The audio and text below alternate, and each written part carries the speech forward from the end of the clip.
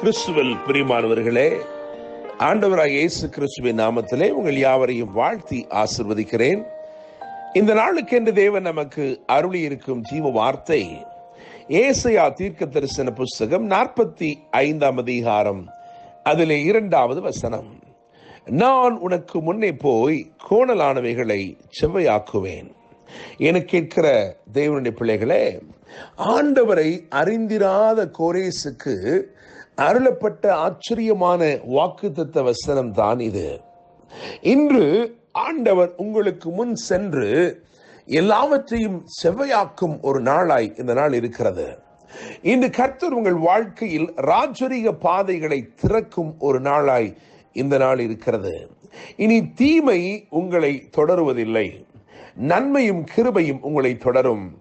அவருடைய நேசம் உங்கள் மேல் படரும், அவருடைய மேன்மை உங்களை தேடி வரும். தேவனுடைய பிள்ளைகளே, இந்த ஆச்சரியமான அதிகாரத்திலே முதல் வசனத்தை கவனிக்கும் பொழுது, இந்த முதல் வசனத்திலே 3 காரியங்கள் சொல்லப்பட்டிருக்கிறது.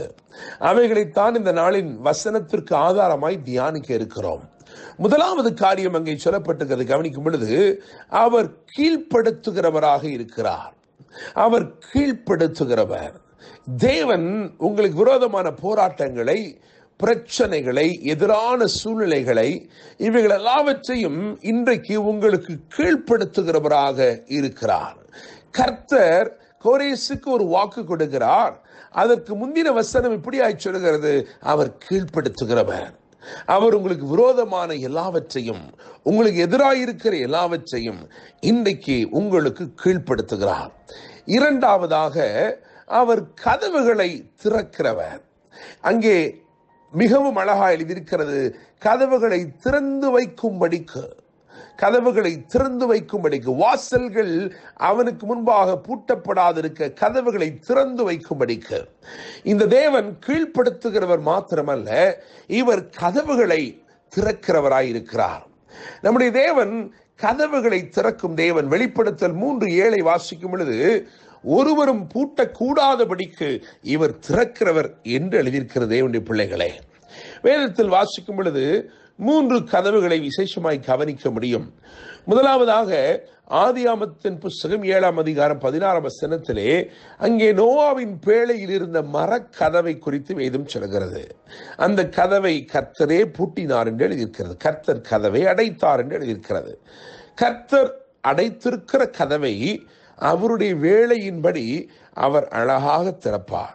அவருடைய ஏற்ற வேளை வரும்போது அந்த மரக்கதவை அவர் மறக்காமல் திறப்பார். தேவனுடைய பிள்ளைகளே, இரண்டாவதாக நாம் வாசித்த இந்த வேத பகுதியில் ஏசாயா 45:4 கவனிக்கும் பொழுது அங்கே வெண்கல கதவு என்று எழுதியிருக்கிறது. வெண்கல கதவை உடைத்து என்று எழுதியிருக்கிறது. உங்கள் வாழ்க்கையிலே சத்துரு எந்த கதவுகளை அடைக்கிறானோ அவைகளை தேவன் திறக்கிற தேவன் அல்ல, அவைகளை உடைக்கிற தேவனாய் இருக்கிறார்.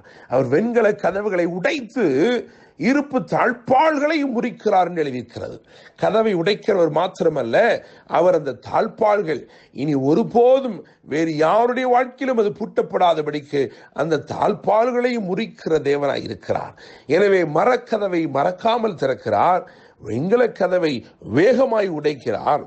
மூன்றாவதாக இருப்பு கதவு என்று எழுதியிருக்கிறது. அப்போஸ்தலர் 12:10 வாசிக்கும் பொழுது, நகரத்திற்கு போகக்கூடிய இருப்பு கதவு அது தானாகவே திறவுண்டது என்று எழுதியிருக்கிறது.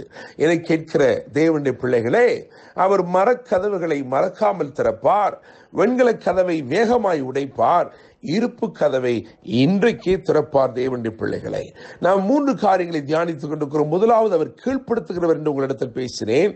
இரண்டாவதாக, அவர் கதவுகளை திறக்கிறவர் என்று பேசினேன். மூன்றாவதாக, அவர் கையை பிடித்து நடத்துகிறவர். நீங்கள் வாசிக்கும் பொழுது 45 அதிகாரம் 1 வசனத்திலே வலது கரத்தை பிடித்து கொண்டு அவனுக்கு சொல்லுகிறதாவது என்று எழுதியிருக்கிறது. இந்த தேவன் நம்முடைய கையை பிடித்திருக்கிற தேவன். இவருக்கு இன்னும் ஒரு பெயர் உண்டு, இவர் கைவிடாத தேவன். என கேட்கிற தேவனுடைய பிள்ளைகளே, அவர் என்ன வாக்கு பண்ணி இருக்கிறாரோ அதை நிறைவேற்றும் அளவும் உங்களை அவர் கைவிட மாட்டார். நிச்சயமாக நீங்கள் இதை நம்ப வேண்டும். காரணம், யாக்கோபு என்னும் ஒருவருடைய வாழ்க்கையிலே ஆதியாகமத்தின் புஸ்தகம் 28ஆம் அதிகாரத்திலே இதே வார்த்தையை அவர் சொன்னபோது ஆண்டவர் சொன்னார், நான் உனக்கு சொன்னதை செய்யும் அளவும் உன்னை கைவிடுவதில்லை என்று சொன்னார். எனவே 3 காரியங்களை இன்றைக்கு தியானித்து இருக்கிறோம். அவர் கீழ்ப்படுத்துகிற தேவன். எல்லா போராட்டமான சூழ்நிலைகளையும் உங்களுக்கு கீழ்ப்படுத்துகிறார். அவர் கதவுகளை திறக்கிற தேவன். இன்றைக்கு எந்த கதவும் உங்கள் வாழ்க்கையில பூட்டப்பட்டு இராது. அவர் எல்லாவற்றையும் திறக்கிற தேவன். 3ஆவதாக அவர் உங்கள் கையை பிடித்து உங்களை கைவிடாமல் நடத்துகிற தேவன்.